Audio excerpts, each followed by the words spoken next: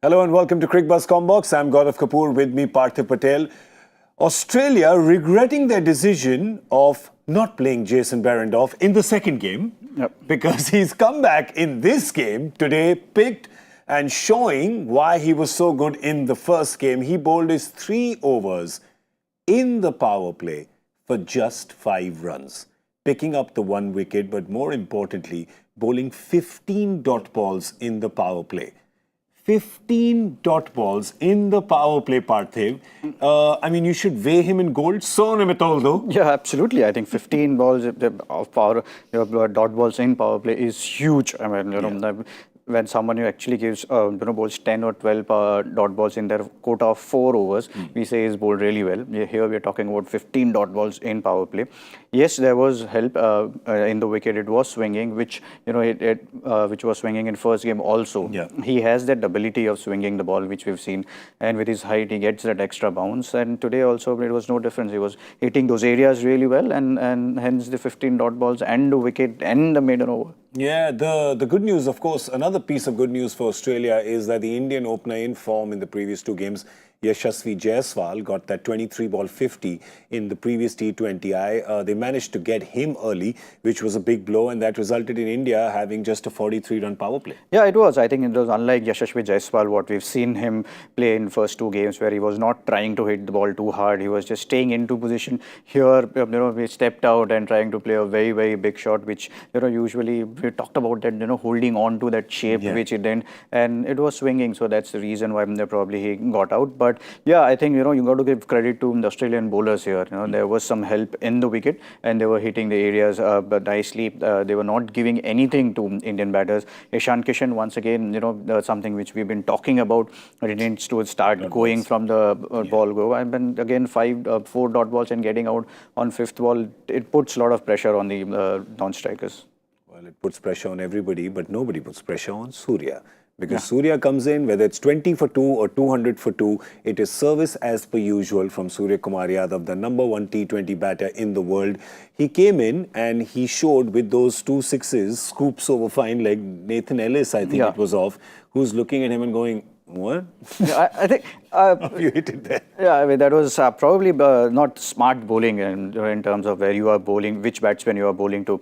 Suryakumar Yadav likes those balls, comes into the leg stump or middle stump where he goes under the ball and then scoops it over fine leg. I think if I am a bowler, I would think that I don't mind getting hit over point over cover to Suryakumar Yadav. Where if he misses, then there could be a chance of a top edge where he can get out. But here on the leg side, there is no chance he's going to miss. I think, and that's exactly what he did. I think those a couple of gifts which gave India a good power play, 43 runs. Otherwise, India would have been somewhere around 30 runs in power play. Yeah, that's true. And of course, a lot depends on Surya now. On the other side, Ruturaj Gaikwad is holding one end up. Now, I want to talk about that for just a second. Do you think he's holding one end up, or do you think the bowlers are genuinely kind of foxing him? I think the bowlers are bowling well. There is no doubt about it. I think, as I spoke, that in the power play, ball was seaming a bit, ball was swinging a bit. We saw a bit of one outside edge of Ruturaj Gaikwad as well. And even when Tanmay Sangha came in, he was bowling in right areas to Ruturaj Gaikwad. So that's the difference between bowling to Suryakumar Yadav and Ruturaj Gaikwad. As a bowler, you are not that under pressure. That's when you can actually bowl those deliveries. That's when you can execute your plans really well because you are less under pressure. And Suryakumar Yadav gets those loose deliveries because as a bowler you are under pressure and you're going to make those mistakes. But yeah, I mean, it looks like it that Ruturaj Gaikwad is going to play that role which he played in the second T20 also. And then Suryakumar Yadav is going to play the way he's been playing.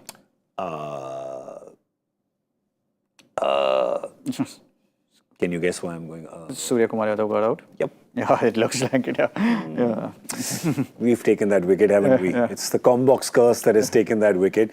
Suryakumar Yadav is out of 39 and Aaron Hardy has got his wicket. So, well, Christmas came early for Aaron Hardy when you take Suryakumar's wicket in the kind of form that he's in. And that will mean that Ruturaj Gaikwad will probably continue to play at that runner ball that he's playing. He's 22 of 22. Tilak Verma will perhaps join him right now. Don't think Rinku Singh will come in.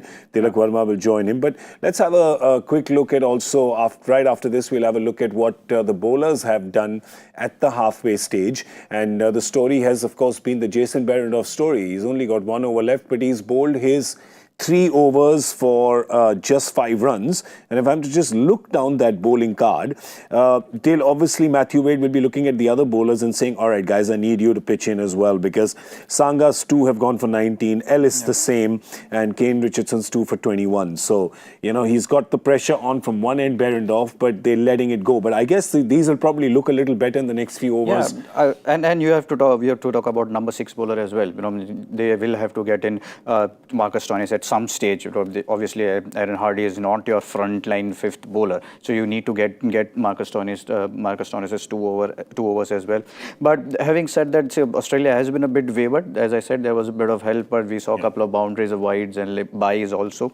So I think, you know, they would want few wickets here, and at this point of time, Australia would fancy themselves and say, if we get another wicket here, if we get Ruturaj Gaikwad out, then 2 new batters, and we can run through the side. India is playing only 7 batters. There is not after Akshar Patel is all bowlers. So, you know, Australia would be thinking 1 wicket here, and we can restrict India under 150. I think the only thing that I would disagree with Parthiv would be that Aaron Hardy, after getting Surya's wicket, will go to Matthew Wade and saying, I'm good for 4 today. Come on, I'm good for 6 today. Right? Let me bowl. All right, well, that's all we have time for. India not looking on course for 200 for sure. At 10.4, it's 82 for 3. You never know. Maybe there are some rink-a-dink fireworks still to come from Rinku Singh. Tilak Verma, we know what he's capable of. So, anything can happen in these back 10. We, of course, will come to review all that has happened on Cricbuzz Live right after this India batting effort. For now, it's goodbye. Thank you for watching Cricbuzz Comm Box.